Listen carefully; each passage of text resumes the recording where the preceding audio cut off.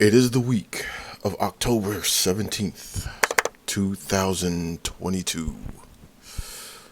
The day is fast approaching. The hours tick away with increasing speed.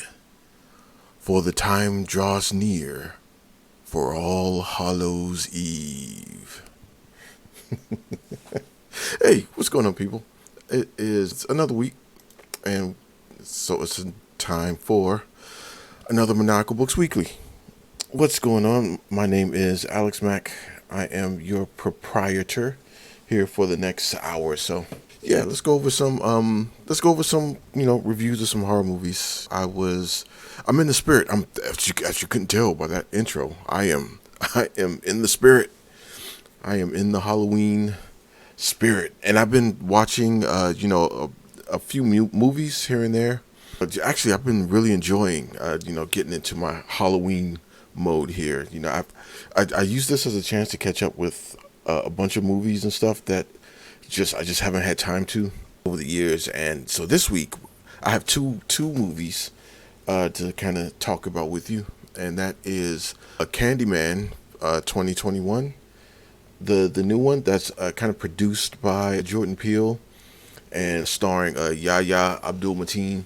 That was really good. I had fun with that one, and also I have just one of the craziest things, one of the craziest endings I can say I've ever seen.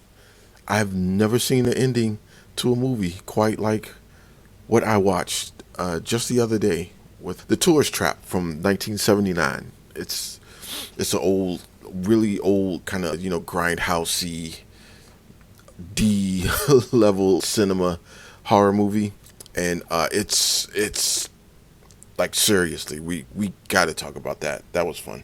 So yeah, that's all coming up in just a few minutes.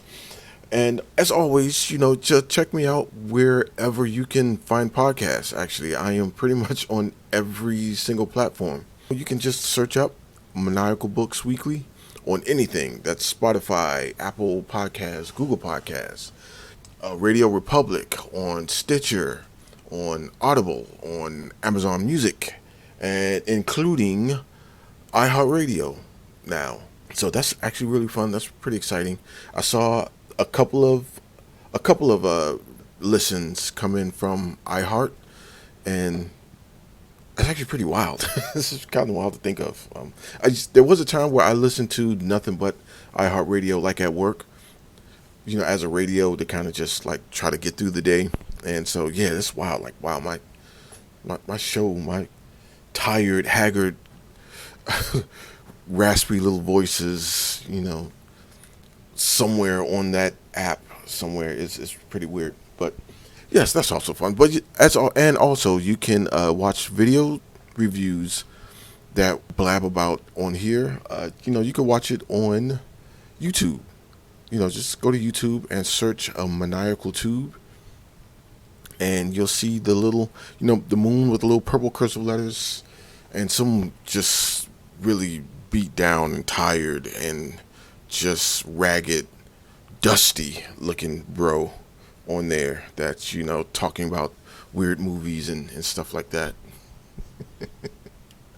So yeah, check me out if you one of the people that listen to me, download me, or watch me. I cannot say thank you enough. It is highly appreciated. Really, truly means a lot, and I will, continue to do this for as long as I get the energy to do it. Okay, so enough of the pandering, enough of the the self promotion. Let's get right down to brass task here. So yeah, let's go ahead and kick this off with what we normally do. Let's go over the box office numbers from last weekend. A lot of this stuff is kind of been holding on pretty strong from week to week. There is one huge addition, which is number one so far for the weekend of October 14th through the 16th, and that is Halloween's End. Number one, about 40 million in the box office, and it's also streaming on Peacock, I believe, and because I've seen it pop up whenever I kind of turn on the cable box. You know, they have those ads and stuff on the cable box now. But yeah, I actually do plan on seeing that. I'll probably watch that sometime this week, and kind of talk about that on next week's show. So yeah, that I don't know. I'm not actually looking forward to it because it's like the 35th Halloween, but it's supposed to be the last one, so I don't know. It should be pretty interesting. Well, the tomato meter is giving it a 39%. That's, I mean, but the audience score is like 57%. So I guess it's just an event movie. I guess it's just it's Halloween. It's Halloween time. It's one of those things. Okay, let's just go watch Michael Myers. It's that time of year to just. I think for most part, we're probably just programmed to just watch Halloween around Halloween time. And oh, it's a new one out. Okay, fine. Let's just go see that. But yeah, the rating's not giving it a very favorable look here. So I don't know. It's on Peacock. I'll probably just stream it and see. But the one I really, really want to see, the one that I wish was on Peacock or something, Smile is was dropped down to number two. It still brought in pretty good numbers. 12.5 million. Last week it brought in 21.2. So wow, Michael Myers is killing, literally. Wow, that thing brought in 40 million. That's crazy. Halloween End brought in 40 million, and Smile only brought in, was it 21 plus 12? That's like it's still eclipsing it. That's like 30 something. It's what, 33, 34 if you add in everything up. So yeah, that's insane. God, but I still really really want to see Smile. The trailer is so good, and it looks like it might actually be scary. So, well, hold on, let me check the rating on Smile. Yeah, so Smile is a 78, both tomato meter and the audience score. So yeah, I am super hyped to see Smile. And okay, so number three is that Lyle Crocodile, that family movie. It brought in 7.3. Yeah, I could care less about that, honestly. I mean, I could care less about it.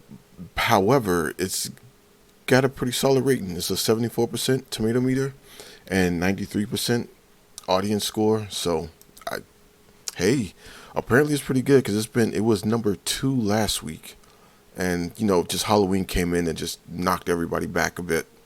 So yeah, I mean, yeah, okay. I guess whenever that comes out on whatever streaming platform, I guess I'll sit down with the kiddies and give it a gander.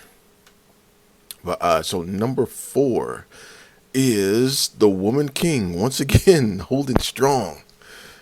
Yeah, my Woman King is holding strong. Number four at a 3.7 million, and it was the exact same spot it was last week, which is amazing because it is definitely bringing in money, bringing in like a good chunk, and letting a lot of studios know that yes, we can have like other like African tales that's well directed and acted, and it may not have been written and produced by black people, but at least we are like we're starring in it.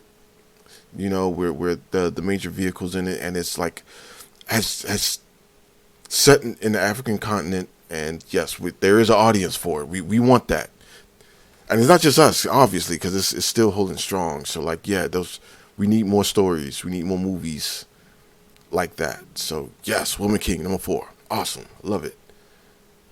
And let's see, so Amsterdam got pushed down to number five. And that's made 2.7 million this past weekend. It's disappointing. Like, I totally would have thought that would like a lot bigger, but I guess it seems kind of like this artsy movie.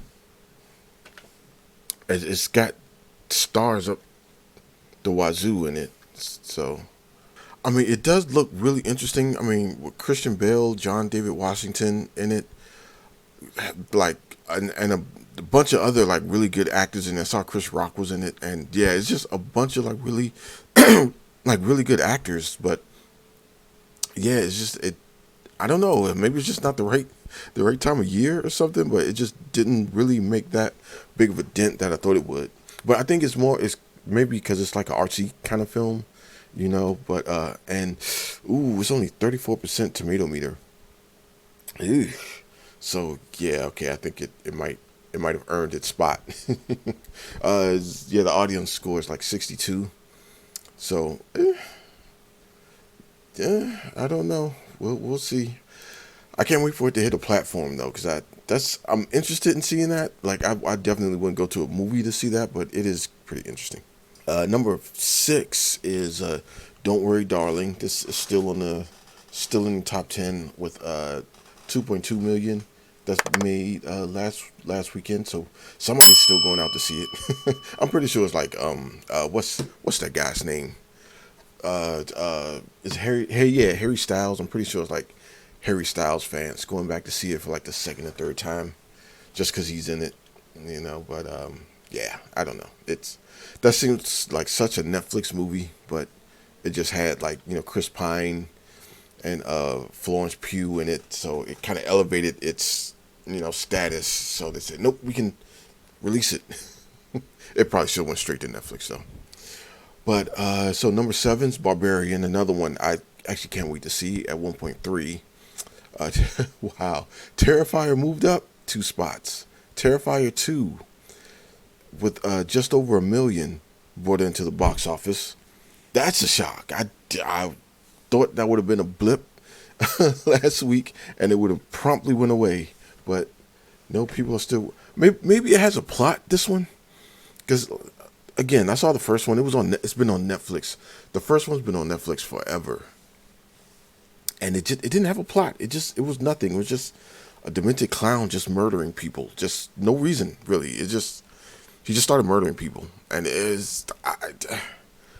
I mean, don't get me wrong. I love horror movies. Like I'm doing this whole month. I'm doing nothing but watching horror movies. But at least give me a plot. Give me something.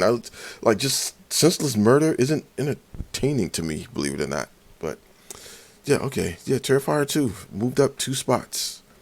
Hey, congrats. Good on you, bro. Okay, I'm not all that pressed to see it though. Anyway, number 9, Bros. That movie, I have no idea what that is, but that is holding at number 9. What was it last week? It was number 8, so it went down the spot. What is the rating on Bros? Bros. Yeah, bruh. I don't even know anybody who's in this actually. But it's got okay. So the tomato meter is 88, and the audience score is 90. I mean, the poster is like two dudes in nut hugger jeans, like grabbing each other's ass. So I mean, yeah, okay, yeah, right. Okay. Anyway, number 10, Top Gun, the movie that just will not get up and fly out of here.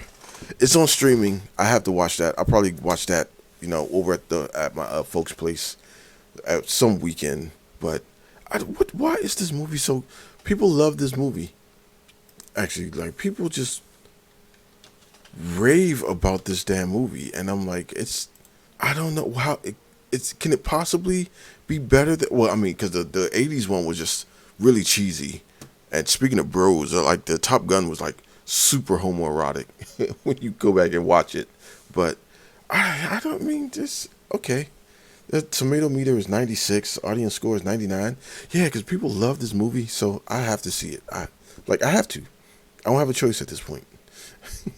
All right, yeah. So that is the box office for the weekend of October 14th. So yeah, okay. Let's see what else happened in the world.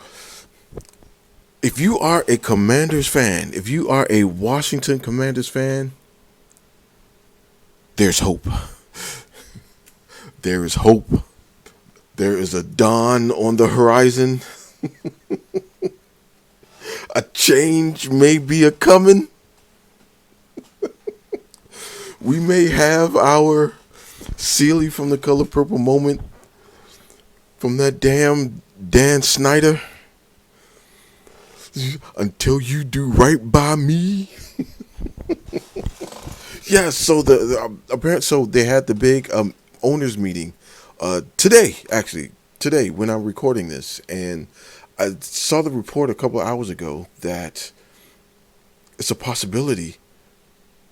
The what did he say? The owners, there's enough votes now to vote him out. We can vote him out. We might get rid of him. We might get rid of Dan Snyder. I can't. I don't want to. I don't want to get my head too hyped up. I don't want to believe it, but it's a possibility. We might have a team again. Oh, it has been 20. What is it? 23, 24 years of just mediocrity. Just we haven't done nothing since the 90s, and it's man. If we can get rid of Snyder and get like an actual competent owner. Oh my God! Like I don't think you understand what this means if you don't live like in the DMV and just had our team be a laughing stock for damn near the last quarter century. It's just my God! It's just why are we so bad? It's just why do we suck? And so and like he bungles everything like. Including the team name, like it should have been changed. It should have changed, like over decades ago. But he dragged his feet, and just like dug his heels in, and just like no, I'm not changing. Until the corporate sponsors and all that like threatened to drop, and then it's like okay, we'll change. Yes, for the last 20 something odd years, it has been just garbage after garbage after garbage, and there's at least hope. There's hope now. Yes, we might become like a decent functioning football team again, and this on the heels of Carson Wentz, fracturing his hand and missing like 4 to 6 weeks. But I think everybody knew. Everybody who knows anything about football kind of knew this was going to happen. This was just. I don't think anybody's shocked. Nobody's shocked about this. You know what I mean? But yes, my Commanders. I mean, people they're celebrating. I think everybody's kind of celebrating, or at least thinking about celebrating. But we're holding our breath. We're holding our breath. We're not going to jump out the window. We're not going to do that yet. But there's hope. My God, there's hope. And on that note, on sad news, G4 TV is defunct once again. It's closing up shop again, and that's sad. That really does suck. But I'm not surprised.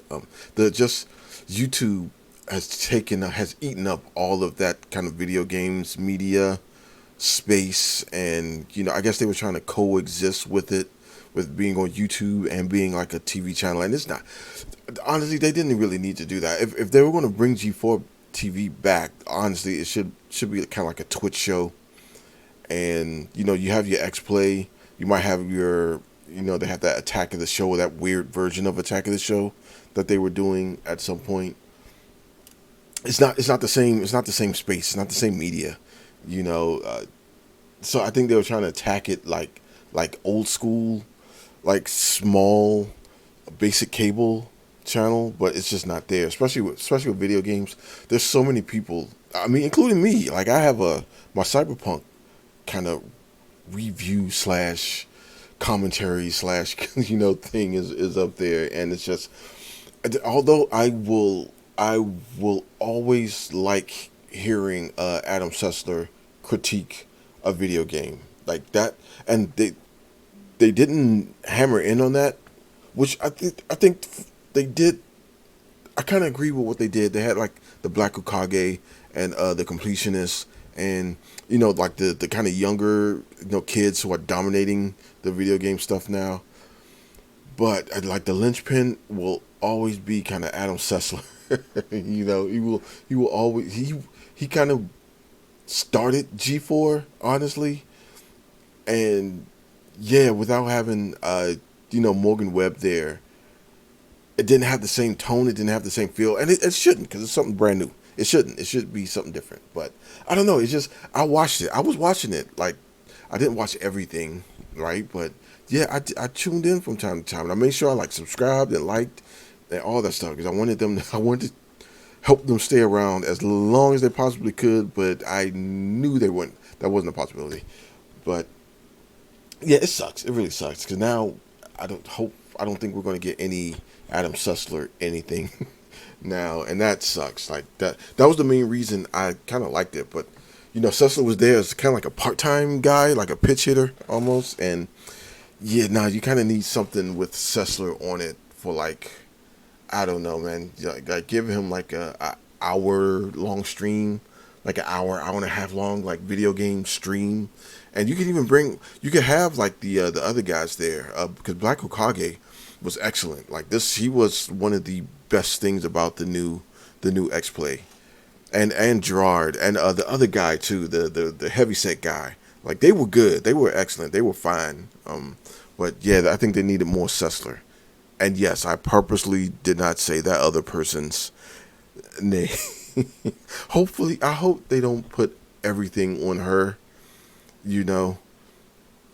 Because you can't. The way it's looking. Well, the way it's looking, it's not painting her in a very good light. But it's not. I won't say it's all on what's her face, Frost shoulders. She didn't help. She didn't help at all. But the thing is, she's not wrong. Her rant wasn't wrong. But it was just like, what are you doing? What are you doing? Like, why are you ranting against? We all know that the people on the internet suck. We all know these kids suck that grew up on the internet. We all know that. So it's kind of like a waste of time, a waste of breath. But I think they were searching for like a viral moment. They just need to go viral or just had something that people cared about on Twitter. And it backfired. Like nobody cared that much about it, honestly. But I mean, I don't know. It just sucks. It sucks. I hated seeing that, But I kind of knew it was gonna happen. It's just when what's the place I used to go to? Like stuff like Game Ranks is like my go-to when it comes to video game stuff. There's what else on there? What else do I? That's my like go-to video game stuff on here. I don't know, stuff like and channels like Metal Jesus Rocks. I usually go to. They don't even review stuff, but I just kind of go to them. What Culture Gaming I go to automatically. Yeah, and there's other things like Digital Gaming. Yeah, and even like Black Nerd Comedy.